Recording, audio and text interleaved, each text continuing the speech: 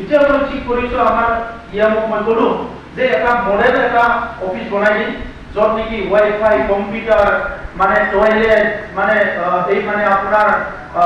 restaurant চব থাকিব চব সাব ডিভিজনতে ধুনীয়া এটা অফিচ আৰু খালি মানুহ থাকিব পৰা এটা মডেল বনাই দিম খবৰ কাৰণে তাত আপোনালোক মাত্ৰ নহয় বেলেগো আহি কৰিব পাৰিব সোফা সেট থাকিব বাহিৰৰ যদি কোনোবা আলহী আহে নেশ্যনেল মিডিয়া তেখেতকো তাতে বহাই আপুনি চাহ পানী খুৱাব পাৰিব তেনেকুৱা এটা মডেল বনাই দিম কাৰণ মেছেজটো যাব লাগিব মোৰ পাৰ্টি মোৰ চৰকাৰ ইয়াৰ ওপৰত দিন নাই it is a fourth pillar এইটো জীয়াই ৰখাটো আমাৰ সকলোৰে দায়িত্ব বহুত সময়ত আমি হাতী মাউতজনে হাতীৰ ওপৰত উঠি থাকে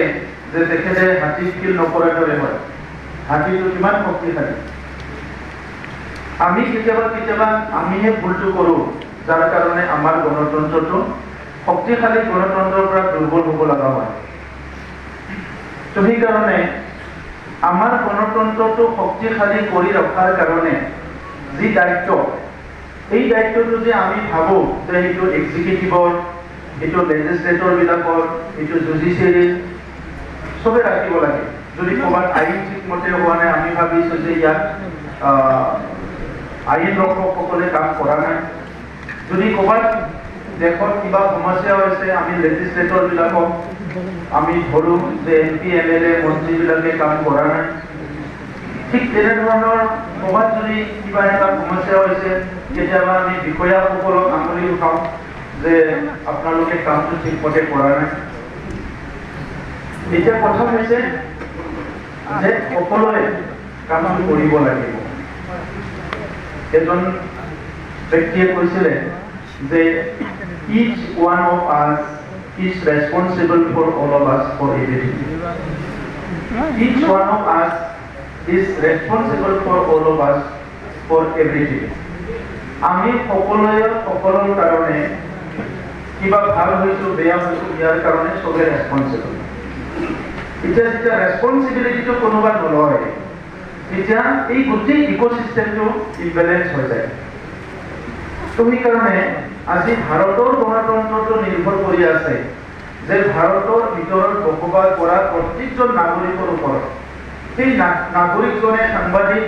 সেই নাগৰিকজনে IAS IPS অফিচাৰ সেই নাগৰিকজনে MP MLA সেই নাগৰিকজনে খেতিয়ক সেই নাগৰিকজনে কোনোবা জাজ হয় ইয়াৰ ওপৰত নহয় এণ্টায়াৰ আমাৰ নাগৰিকসকলৰ ওপৰত এণ্টায়াৰ আমাৰ যিখিনি বিভিন্ন ছেকশ্যনৰ মানুহ আছে সকলোৰে ওপৰতে নিৰ্ভৰ কৰিছে আৰু ইয়াৰ ভিতৰত মোষ্ট ৰেছপনচিবল ছেকশ্যনটো হৈছে আপোনালোক প্ৰেছটো মানে কি হ'ল এটা ছিংগল মানুহ যি মানুহে এটা বিগ চেঞ্জ আনিব পাৰে এজন ছিংগল মানুহ জাৰ্নেলিষ্ট এজনে ছিংগল মানুহ কিন্তু সি এজন মানুহে এটা বিগ এটা ট্ৰান্সফৰ্মেশ্যন আনিব পাৰে বিগ এটা চেঞ্জ আনিব পাৰে কিন্তু এইটো ঠিক কৰিব লাগিব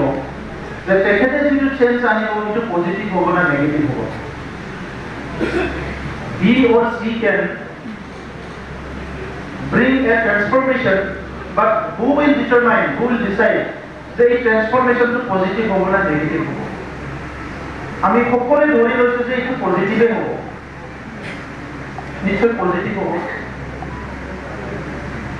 কিন্তু আজি যিটো ইন্ট্ৰস্পেকশ্যনৰ কথা অলপ আগতে জাৰিফাই ক'লে এই ইন্ট্ৰস্পেকশ্যনৰ কথাটো আজি কৰিবলৈ দৰকাৰ হৈছে কাৰণ এটা সময়লৈকে প্ৰিণ্ট আৰু ইলেক্ট্ৰনিক মিডিয়াতে আমাৰ আবদ্ধ আছিলে আৰু ৰেডিঅ'ত অনাটা এইটো আবদ্ধ আছিলে এতিয়া মানে ছ'চিয়েল মিডিয়া আহি গ'ল মই বহুত দিন আগৰ পৰাই কৈছোঁ যে যাৰ হাতত এতিয়া এই আছে স্মাৰ্টফোন সিয়ে জাৰ্নেলিষ্ট স্মাৰ্টফোন থকা মানে এণ্ড্ৰইড ফোন থকা মানে সিয়ে জাৰ্নেলিষ্ট হৈ গ'ল এতিয়া